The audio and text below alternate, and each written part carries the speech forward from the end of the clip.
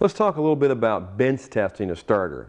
Now, normally you test a starter on the vehicle, but when you make a decision to replace a starter and you get that new or reman unit, it's always a good idea just to make sure it's going to work before you spend all that time putting it back on the vehicle.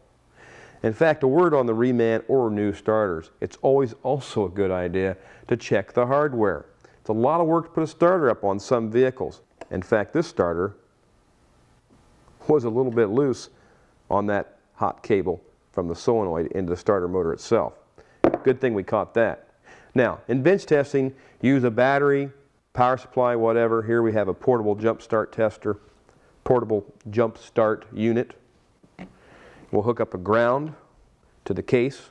We're going to want to watch what the starter drive's doing, listen for the starter, and see how things look and work. We'll hook the B+ cable. Not here, that's going to draw a bunch of sparks and start making some arc welding pit marks on your connection.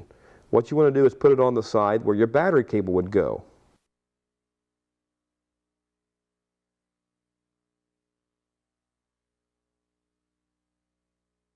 Now we'll hook up a switch for jumping out of the solenoid.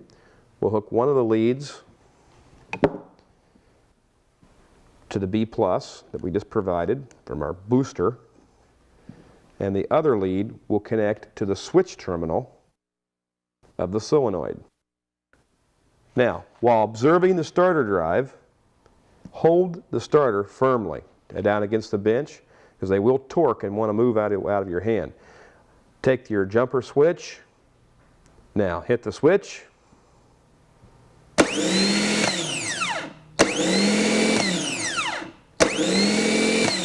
The starter drive is engaging out to the point where it'd be touching the flywheel on the vehicle.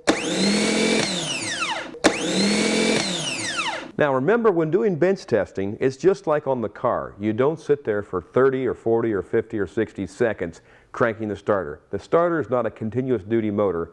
It's only a periodic duty motor. So hit it for maybe 5 or 10 seconds at the most and give it some time to cool off between tests. But this one doesn't need tested anymore. It's ready to go onto the vehicle. Let's go ahead and move into starter solenoid diagnostics. Let's talk about where you put your meter leads, what you're looking for, and on some vehicles that have remote starter solenoids, how they work and how to test them.